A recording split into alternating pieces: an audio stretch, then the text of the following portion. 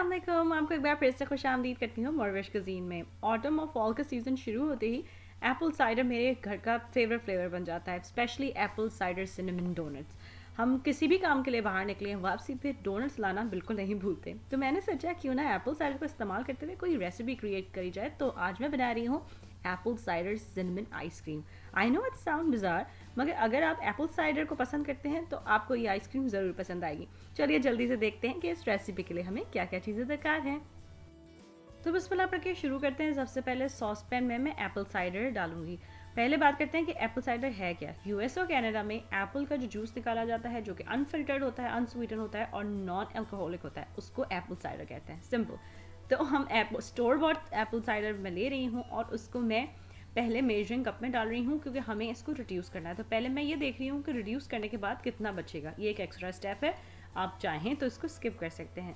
तो फिर मैंने इसको जितना मुझे रेसिपी के लिए दरकार है उतना मैंने एप्पल साइडर लिया, जो कि 1 कप से थोड़ा ज़्यादा है, और उसको मैं चूल्हे पे पकाने रख रही हूँ। और इतनी देर के लिए पकाऊंगी कि वो अच्छा सा रिड्यूस होकर जितना मैंने मेजर किया था, यानी 3 से 4 आउंसेस, क्वार्टर कप से थोड़ा कम रह जाए। अब हम इसको कम्प्लीटली ठंडा होने देंगे और अब हम बना रहे हैं अपनी नो चर्न आइसक्रीम। मैं एग्जैक्टली वही रेसिपी यूज़ कर रही हूँ जो कि मैं पहले बेसिक रेसिपी आपके साथ शेयर कर चुकी हूँ। यानी हैवी विपिंग क्रीम लूँगी और उसको इतनी देर के लिए विप करूँगी कि स्टिफ सी पीक फॉर्म हो जाए, जिसका मतलब है कि जब हम बीटर से ऐसे इसको उठा के देखेंगे तो ये बिल्कुल भी नहीं गिरेंगी। फिर कंडेंस मिल्क का कैन ले रही हूँ और इसको मैं इसके अंदर शामिल करूँगी, क्योंकि एप्पल साइडर सिनेमन आइसक्रीम है तो उसके अंदर सिनेमन पाउडर और जो हमने एप्पल साइडर रिड्यूस करके रखा था वो डालेंगे। और अब हम इसको बहुत हल्के हाथ से इतनी देर के लिए फोल्ड करेंगे कि तमाम चीज़ें मिक्स हो जाएं। साइडर को हमने रिड्यूस इसलिए किया था कि ताकि जो एप्पल का फ्लेवर है वो थोड़ा इन्हेंस भी हो जाए और जो लिक्विड है वो थोड़ा कम हो जाए, ताकि आइसक्रीम हमारी उसमें क्रिस्टल ना बने। जैसे ही तमाम चीज़ें मिक्स हो गई, अब मैं इसे एक ऐसे कंटेनर में डाल रही हूँ जिसकी लिड हो।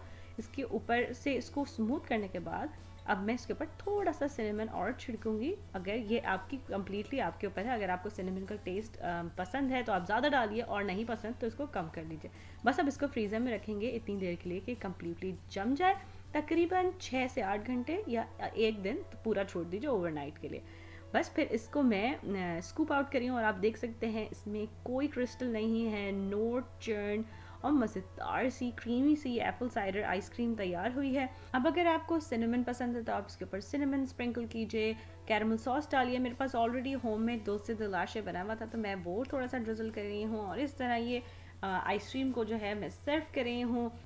मज़ेदार, क्रीमी, और आजकल के सीज़न के एंड मुताबिक ये एप्पल साइडर सिनेमन आइसक्रीम तैयार हो गई है। अगर आप इस रेसिपी को अपने पास ट्राई करें तो प्लीज़ मुझे ज़रूर बताइए कि ये आपके पास कैसी बनी। कुछ और सीखना चाहते हैं तो वो भी ज़रूर बताइए। मेरी रेसिपीज़ को पसंद करने का और उनको सराहने का बहुत शुक्रिया। अल्लाह हाफिज़। अगर आपको ये रेसिपी अच्छी लगी तो इन लिंक्स पे ज़रूर क्लिक कीजिए ऐसी और बहुत सी मज़ेदार रेसिपीज़ के लिए।